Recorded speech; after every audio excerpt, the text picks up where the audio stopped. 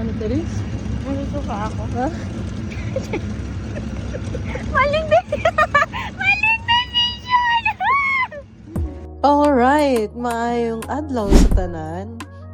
And here's our day 2 for our tour vlog. For today's video, mga tuta og Bohol. And so here we are now sa port sa Bohol. Actually guys, it's 5 a.m. Amo ang biyahe papuntang Bohol. So sayo-sayo good day siya guys. Kay katulgon pa man min diri dapita. So we still have time and we had a break for a moment here.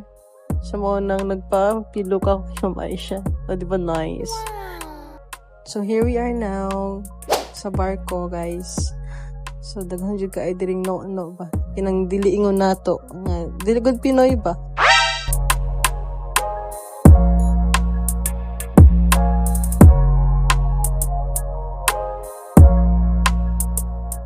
So nara guys, mga unsa mi diri para at least kusgan mi unya inig mabuang. Yun.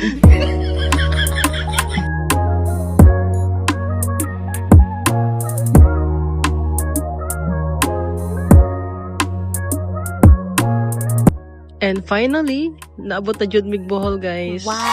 So we're heading towards our service. Og walay sa pagduduha guys, naabot na mi diring dapita sa Danao. Wow! Kining Danao guys is actually the adventure part of Bohol. Naaday sila ani no? Kaya abigdud na ako kanang mga chocolate hills ra, na mga views ra. Naman day sila in ani diring dapita. So nananabot mi sa ticket booth and here's the thing. Cool ba na mi ani guys, to be honest. Kay dili jud basta-basta gud ilang mga rides diri guys, no? As in, tag-as kaayo. Tag-as pa sa akong pangarap. Tawa. Barato ra na guys, pero mo malagpot imong espirituan ang sakyan na nimo. So kining diri the part is among gipili ay the plunge, Swiss slide ug katong sky ride. So, mao na mga naong sa mga gipangkulbaan na. Yung kaibigan. Ready na. Ready. Ako jud ang unang masubok sa plunge. Lord, ikaw na jud bahala. Aray ko! Sige rin pangatawad din dapita guys. Kaya among mga ginikanan og loved ones, sige pray sa mong safety man kami. Maunay mong ipanghimo diring dapita. Sorry jud ka, I love you fam. So niya nami guys sa plunge area. So kani among first ride guys since wala pa kayo tao and mauna jud ning available this time. So murag ako jud ang naunaan ning dapita. Grabe jud guys. It's very high. It's 918 feet to be exact. Og dili jud ni basta-basta nga ride guys kay it requires so much trust as well as kaisog guys. Or tibay ng loob. Diyos ko Lord, sa man akong gisulod. During the pita guys, it seems that murag isog-isog kong gamay din the pita pero as ina jud akong prayers anil.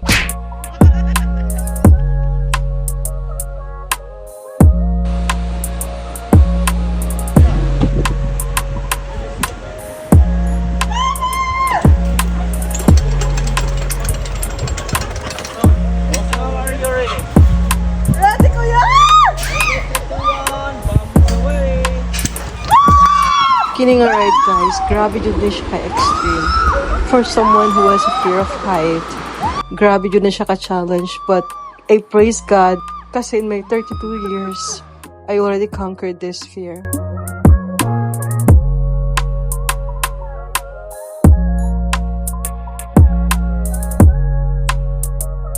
Up next is Miss Aisha Hakim. Good luck to me. As she conquers Good the luck. plunge. Wow!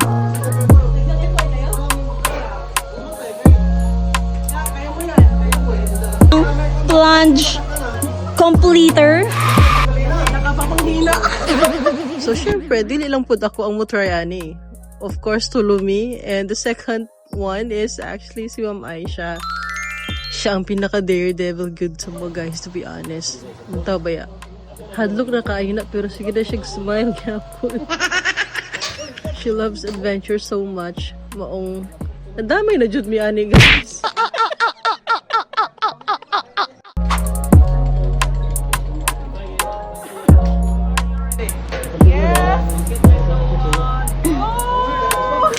Kung lantaw ni mo guys, actually, makahadlok din siya.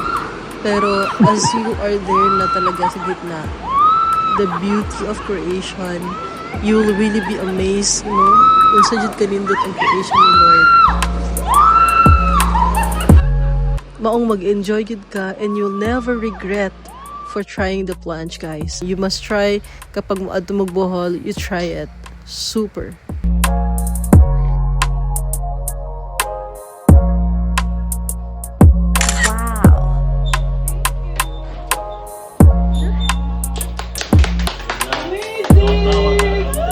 Grabe! Galing! Patay ko yan.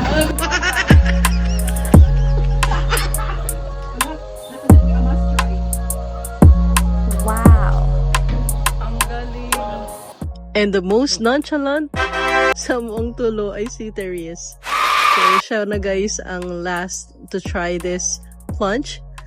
And to be honest, mas lahi jud yung reaction compared sa mua. You will know as you're going to watch this video.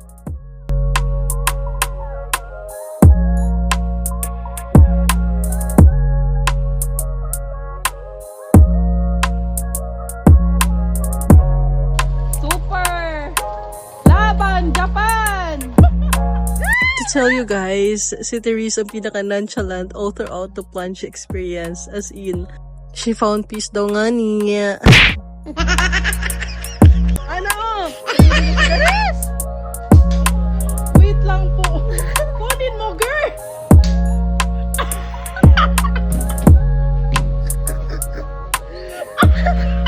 Hindi abot. Yun. Bitawan mo yan!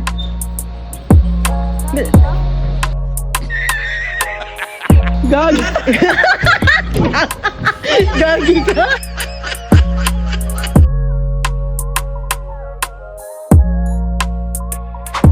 And so, we really had a great experience here sa plunge. Grabe good kaayo guys. Kaya we never thought nga makanker jud na mo ni siya. Wow! And praise God for the safe ride all throughout. And of course, wa pa na humandring dapita. Ang among second ride ay Swiss slide. So for me, it's quite better than the plunge, guys, to be honest. Kaya all you have to do is actually mudapara. And at the same time, just enjoy the view around.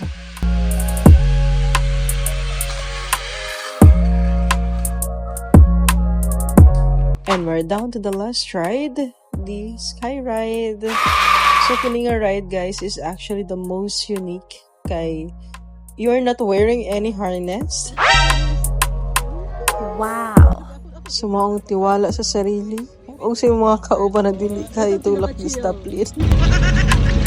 Tindog daw ka, Therese. Ha? Tindog daw ka. Sabi nga, wag. Bakit? Rule breaker. This ride may look so simple, but it's actually the most dangerous. And of course, makakulba jud kaayo guys, nasakyan kay pag nahulog tayo dito wala. Uy, magsabi ka niya. You are not wearing anything to protect yourself, pero actually guys, ang Danao has the most safest equipments. Wow. In conducting these rides. They receive multiple awards for safety sa ilang mga rides. Maong safe na siya guys. Kaso, ano Therese? Nandito pa ako. Ha? Maling decision! Maling decision!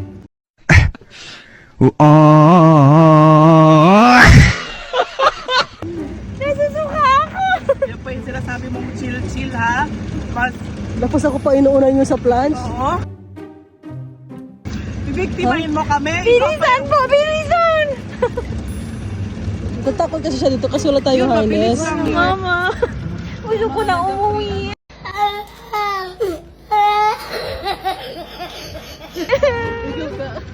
Laban! Kakayanin! Oh my God! Wow! ginawa ko to na kaya pa ng heart at katawan ko. Because for sure, pag lumampas na ako ng 35, baka hindi ko na to gagawin.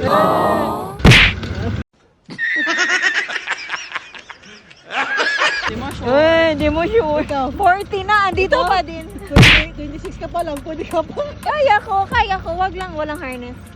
Actually guys, nindot man yun ang skyride. Kasi as a group, you get to experience and see the view sa top talaga. Pero mao yun ang pinaka-hadlock guys, kasi nga walay harness. Anytime pwede ka mahulog kung mag-violate ka silang rule nga bawal mo tindog. Kasi bawal dyan mo tindog diring dapita guys. Mano si Teresa hadlock ka ayo kining ride. Pero ambot nalipay ng isa.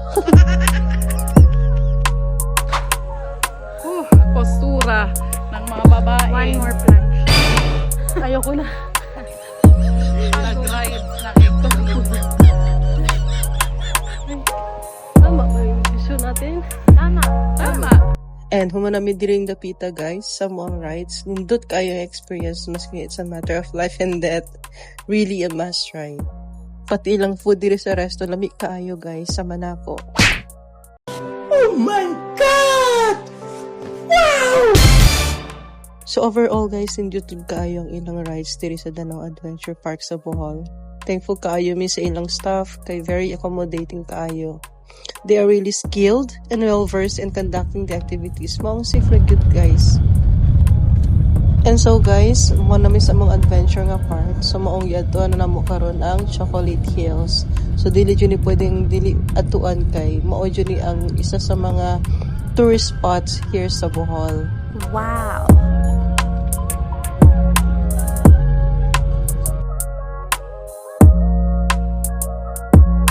Susuka, di susuko. Ning suka man gyud siya guys, ganiha maong ana siya. Pero nindutid kaayo ilang view diri sa Bohol guys. As in sa Chocolate Hills banda, breathtaking kaayo. So kung nindutid diri sa ubos guys, napay mas nindot jud nga view sa taas. So mao tong amo adtuan karon. So taas-taas ra ba siya? Aray ko! Pero of course, bago maabot mi ditong dapita, magpa-picture sa amin diri dapit. Sa pila-pila pa kay napadiri ka pila guys.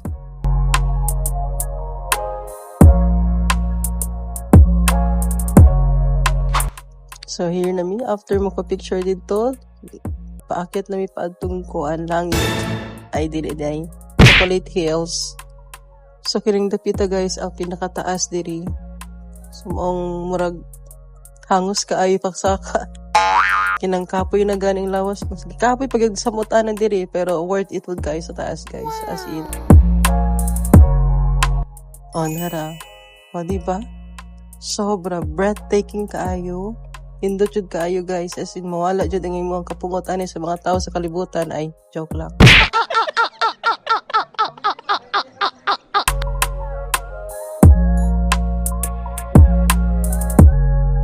And after na ma-witness ang beauty sa creation ni Lord, there is Chocolate Hills. So we're heading towards our service. Mao ni among service guys diri sa Bohol. It's actually Wigo. So if you're asking guys how we came here, nag-DIY booking rami for this tour. Daghan destinations here sa Bohol, but we chose the adventure part sa Danau. We disregard other common destinations here, except Chocolate Hills since maumang good well known ang Bohol guys. Of course, this trip will not be possible and fun without Sir Jeff. Kaya kami nag-book sa tour guys and very accommodating kaayo si Kuya og trustworthy. Siya amo ang kauban guys sa Bohol trip kaya alangan kinsa mag-drive sa Wigo. Sud pud og ako. Basin lain amo ang destinations na unsa.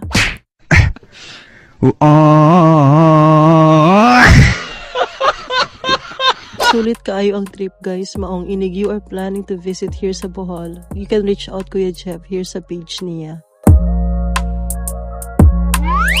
Og niya nami support sa Bohol guys. And diha gani nagpahilot ko sa PWD nga mga patients. Og nindot gid sila manghilot guys, as in. Ang imong 100 pesos for 30 minutes is really worth it na guys.